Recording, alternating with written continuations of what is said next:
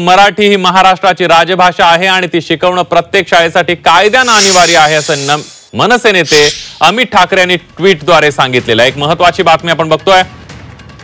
मराठी ही महाराष्ट्राची राजभाषा आहे आणि ती शिकवणं प्रत्येक शाळेसाठी कायद्याने अनिवार्य आहे असं मनसे नेते अमित ठाकरे यांनी ट्विटच्या माध्यमातून सांगितलंय। काय नेमकं ट्विट केलंय बघूया।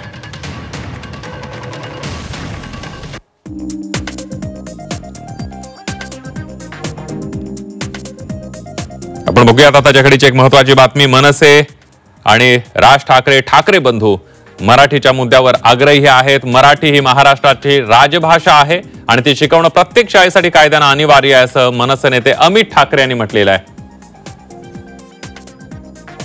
नामांकित शाळा मराठी शिकवणं टाळतात असंही त्यांनी म्हटलेलं आहे। मराठीसाठीचा लढा हा हक्काचा आहे।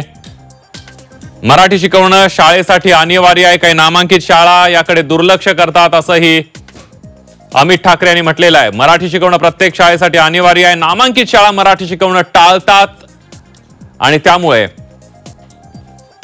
अमित ठाकरे यांनी मराठी संदर्भात एक निवेदन जारी केलेलं आहे आणि त्यामध्ये या महत्त्वाच्या मुद्द्याकडे लक्ष वेधलेलं आहे।